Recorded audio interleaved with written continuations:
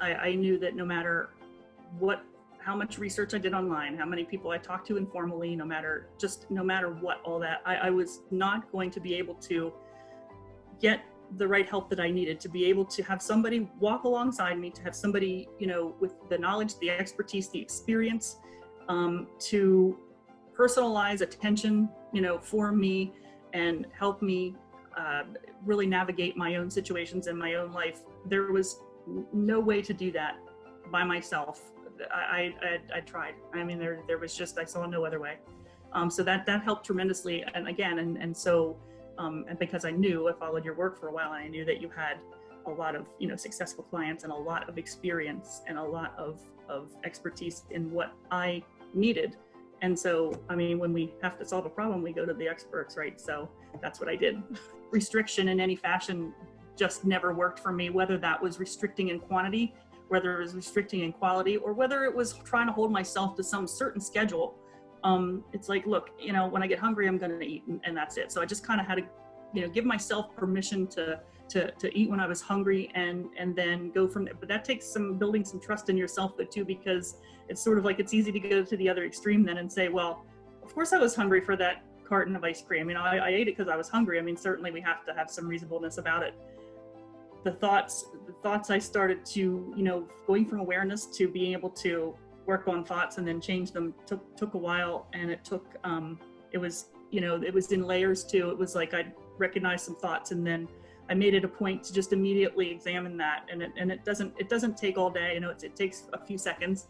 But I wouldn't have ever learned to do that without being in the coaching program, because again, knowing how to get from here to there, it took, working right with someone, having the guidance, from someone versed in this kind of thing was, something that just I needed, and made all the difference. I wouldn't have ever been able to figure it out myself.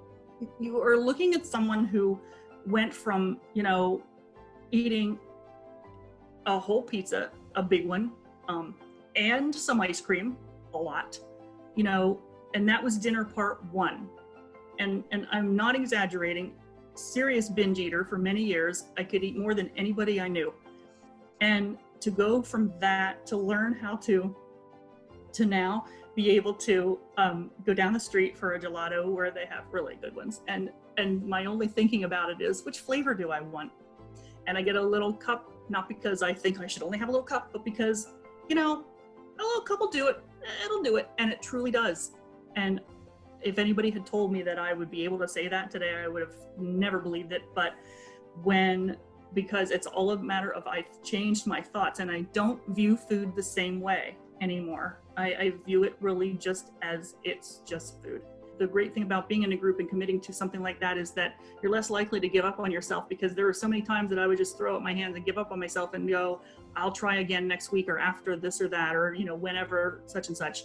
And it takes time to rewire your brain, but I noticed over time, it is absolutely clear, and it's been clear to friends of mine that have observed to me in different ways I've behaved and things that I've said, and that I've made changes, that I've made big changes, and that we have with our work together in this coaching, we have diminished greatly the association for me between food and emotions, because the two really have nothing to do with each other.